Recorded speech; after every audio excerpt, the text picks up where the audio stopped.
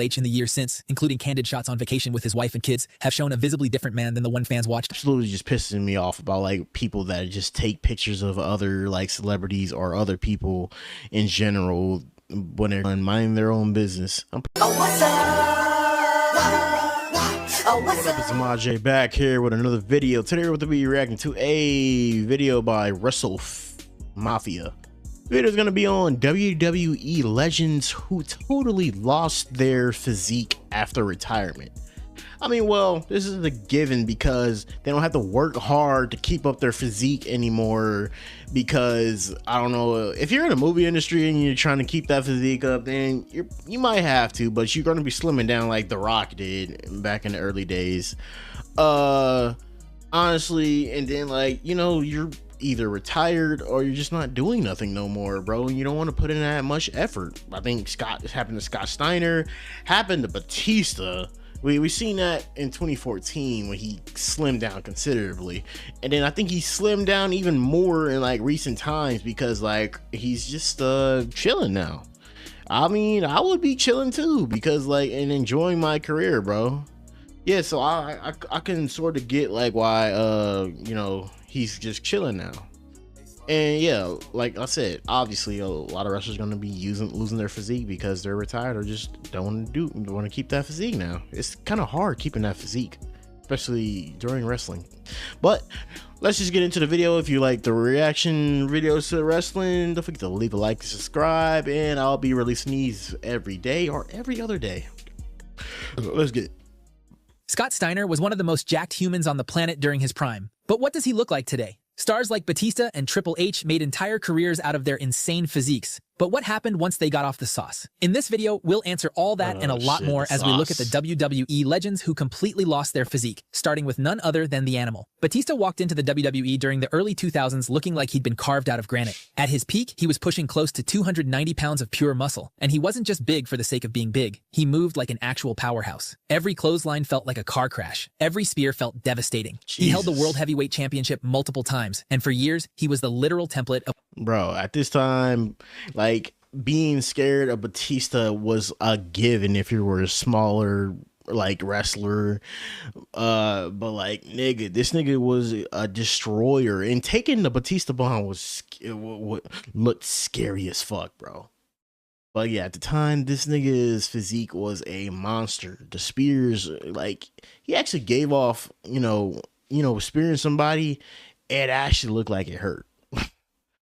You got to make wrestling look good. He made it look good. What Vince McMahon wanted a top guy to look like. But once Batista left WWE for Hollywood, his physique did a complete 180. In 2023, prepping for the psychological thriller Knock at the Cabin, the director wanted him to look like an intimidating, hulking presence, not a shredded powerlifter. So Batista bulked up fast, eating pancakes and french fries between takes, and ballooned to around 315 pounds. In his own words, it got uncomfortably big, and it happened so quickly that his body didn't handle it well. Once the film wrapped, Batista said the weight took forever to come off. So he leaned into jiu-jitsu, training for hours at a time, and slowly stripped the weight away. But then, Big Dave underwent another drastic change. He showed up in 2024 at a red carpet event looking slimmer than ever and lighter than most cruiserweights he used to destroy in the ring during his wrestling days. Batista has said that the transformation has been completely intentional because he didn't want to look like a gorilla standing next to other Hollywood stars. He's the lightest he's been since he was a teenager, and he sacrificed the mass that made him a wrestling icon in exchange for range as an actor. But while Batista's transformation— honestly, bro, if it makes Batista happy, bro, go ahead, man. A lot of people could just judge upon like how his physique is now, but they'll never have that close to the physique as Batista did. Even then, yeah, like he said, he's retired. He's even said he's never returned to wrestling, bro. Might be intentional, this next wrestler went from having one of the most inspiring physiques of all time to fighting just to stand on his own 2 feet again. Before Lex Luger ever stepped into a wrestling ring, he was already an elite athlete, playing football at Penn State and the University of Miami. But when he transitioned into professional wrestling, he looked like he'd been built in a lab specifically to intimidate people. Vince McMahon knew exactly what he had and introduced Luger as the Narcissist, a character who'd literally pose in the mirror before matches just to show off a physique fans genuinely couldn't believe. For a stretch in the early 90s, there might not have been a more physically dominant look in the entire industry. Luger never quite made it to the top of the wrestling industry, but his physique always remained a strong point. But then came October You know what's crazy? Yeah, even though he was made to be a Hulk Hogan clone, I would argue he would have probably been a better Hulk Hogan clone if everything would have went well and he would have had that charisma. He would have probably looked way better than Hulk at the time because like he actually had the defined features. Pause. Yeah, he actually had the defined features. Hulk Hogan was big, but like he didn't have much defined features like bro did. October 19th, 2007. Luger suffered a nerve impingement in his neck that caused a spinal stroke, leaving him temporarily paralyzed. By 2014, he was relying on a wheelchair full-time. He could live independently, feed himself, and get by day to day. But the man who once had arguably the most beautiful physique in wrestling had lost nearly all voluntary control of his own body. For years, that seemed like the end of the story. But then, Luger connected with longtime friend and fellow Hall of Famer Diamond Dallas Page, and the two began a slow rehabilitation process using DDP yoga. By February 2025, Luger was able to stand up from his wheelchair completely unassisted for the first time in nearly 2 decades. It's not the transformation anyone expected, but it might be the most meaningful one on this entire list. And man, that's cool as hell, bro. I'm always glad to just see some meaningful stuff go down in the wrestling world, especially just like this. You were like not able to get your get on your feet, and you know DDP yoga has did a lot of great stuff for wrestlers in general. Got them back on their feet, got them back feeling good, especially at the older wrestlers. Yeah, so I'm glad he was able to get back on his feet and just get back to walking. Because at this point, at the point in my life, I would be worried about walking over any other activity. speaking of physiques undone by the body giving out, our next wrestler built one of the most feared frames in history, only to watch his own heart nearly take it all away. By the early 2000s, Triple H had built a physique that matched his nickname perfectly. The game looked like he belonged on the cover of a bodybuilding magazine, all thick, dense muscle with the kind of conditioning that made him look like a main event monster. Even in the later stages of his career, he found ways to bounce back into peak shape, always maintaining an impressive physique even during his battles against Daniel Bryan, Seth Rollins, and Roman Reigns. But everything changed in September 2021. Triple H came down with viral pneumonia that rapidly spiraled into something far more serious. His wife Stephanie McMahon noticed he was coughing up blood and urged him to get checked immediately. Doctors discovered fluid around his lungs and heart, and his ejection fraction, a measurement of how efficiently the heart pumps blood with a healthy range around 55 to 60%, had collapsed to just 12% by the next morning. He was in severe heart failure and at the 1-yard line of the worst possible outcome. Doctors performed emergency surgery at Yale New Haven Hospital, later confirming the cardiac event was caused by an underlying genetic heart condition and fitted him with a defibrillator. By March 2022, Triple H announced he would never wrestle in a ring again, a decision made largely for him by his own heart. Intense physical exertion, the kind of training that had defined his entire adult life, was simply no longer an option. And as has happened, honestly, bro, yeah, I'm glad bro decided to take the safe route and decided to like not do it no more, bro. Yeah, obviously he couldn't do it no more because his heart. But like it takes a lot to just step away from wrestling and something you truly love, bro. And like when I heard bro was retiring, I was like, damn, so it's really an end of an era, bro. Because you know, like people will still wrestle in they like 50s, 60s, especially right now, bro. They will still wrestle in those day and age. Hey, look at Sting right now. He could have still went and he actually retired on his own, thank God, because like it's a risk of just getting hurt. But like I said, yeah, stepping away from wrestling is a real hard thing. with virtually every wrestler who's ever come off a serious training regimen, his muscle definition softened, and the once chiseled frame gave way to something far less sculpted. Photos of Triple H in the years since, including candid shots on vacation with his wife and kids, have shown a visibly different man than the one fans watched dominate WrestleMania main events for years. The difference with Man, I don't like that, bro. Paparazzi and everybody's just weird as fuck. Taking pictures. I mean, I know you gotta be expected to be in the limelight, but like, nigga, I'm pretty sure they be looking way worse, bro. That absolutely just pisses me off about like people that just take pictures of other like celebrities or other people in general when they're just off having fun, minding their own business. I'm pretty sure this didn't even bother him because he got a strong presence, and him in creative right now, he still does not give a fuck what people are saying about him.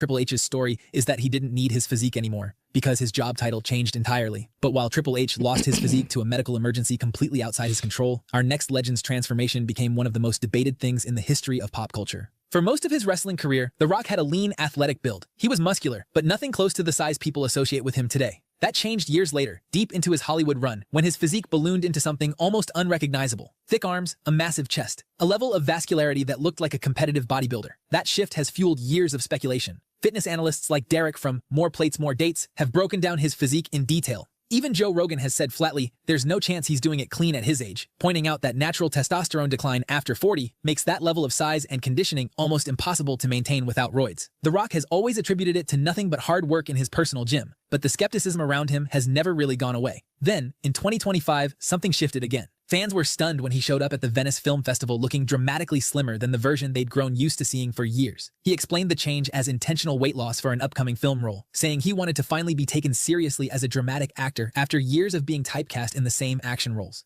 Predictably, the rumors started right back up, with I'm not gonna lie, I was honestly kind of like surprised where he showed up kind of skinny, especially like his whole thing after like 2011. 2011, he was still in that slim form, and when he just like started like exercising more, and I was actually surprised, like this nigga becoming big as hell. How is this possible? And yeah, when you like they said, when you get older, how is this even possible? plenty of people speculating he'd simply come off whatever he'd been using. Whatever the real explanation is, the shift has been dramatic enough that his most jacked up era is probably behind him for good. Whether steroids, hard work, or some mix of both built that body in the first place, The Rock's physique has clearly entered a new chapter. But while his transformation played out under the bright lights of Hollywood, our next wrestler's transformation took place inside the ring right in front of us wrestling fans. Chris Jericho was never the biggest name in the locker room, and that was always part of his appeal. Across his runs in WCW and WWE, Jericho built his career around a rockstar persona that made him feel bigger than his actual frame. Even without a bodybuilder's physique, Jericho stayed in consistently strong athletic shape for the better part of 3 decades. However, around 2020, Jericho gained massive amounts of weight while wrestling in AEW and New Japan. Jericho has claimed the transformation to be intentional as he was going for a bulkier, villainous look for the Japanese audience, but fans were quick to troll Y2J's new physique. In recent years, he's looked Hey, yo, bro, like I said before, it is just a whole bunch of people that probably look the same as him with no profile picture, or the ones even with a profile picture, like with a half-ass physique. But like wrestlers, you guys don't know, like people could just it was weird when I first seen this whole thing, because I was like, damn, bro's out of shape. But like, wrestlers can snap back so fast because they got the trainers and everything to help them snap back, just like any other athlete has like something to help them snap back so they can get back to it. visibly leaner and more conditioned, particularly during his return to All Elite Wrestling in 2026. What makes Jericho different from most of the wrestlers on this list is that there was never one single moment or public scandal tied to his transformation. And in an industry littered with cautionary tales, there's something almost admirable about a guy who's still lacing up boots deep into his 50s. Unfortunately, the same can't be said about the next wrestler on our list. Jake Roberts, Luger, or the other muscle-bound stars of his era, but he was lean, athletic, and one of the most intimidating performers wrestling has ever produced. The DDT, the Snake, the promos that made memorable characters of his generation. However, things changed dramatically after his in-ring career wound down. Roberts struggled for years with addiction to drugs and alcohol, and by the time he retired in 2008, his health had deteriorated badly. He'd checked himself into rehab the year before, but the damage was already piling up. As the years went on, his weight climbed past 300 pounds, and he found himself financially troubled and barely functional. The turnaround came when Roberts moved into Diamond Dallas Page's Atlanta home, immersing himself in a supportive, structured environment for the first. Bro, another case of a DDP just like saving a life, bro. Because I remember when bro came back for like, I think a Randy Orton segment, bro. He looked at horrible. He looked in bad shape. He looked at in really bad shape around that time. And then he came back. I think he did some other indie date scenes that I've seen a few clips of around that time, and it was just horrible, bro. It's horrible to see like a former great superstar in like that kind of thing. When you know back in the day when he was used to like the whole little fucking like slim look.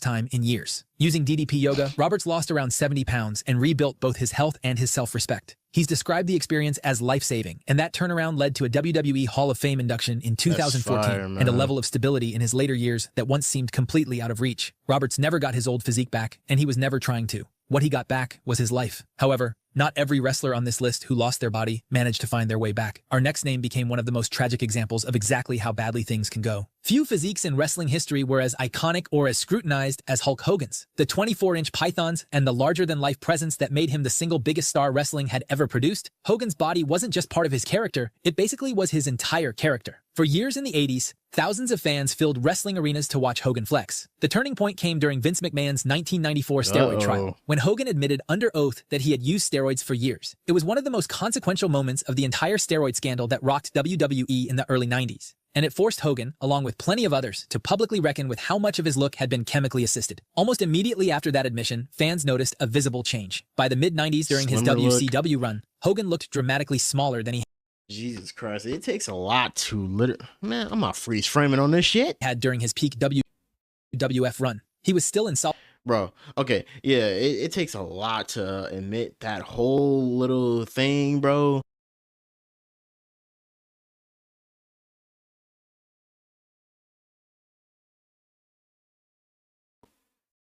Okay, I guess my audio cut out for a second. I just heard the thing. Sorry.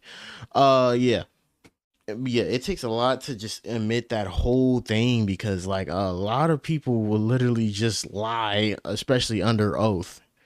And literally like I feel like his whole body just like looked like he was using steroids, bro.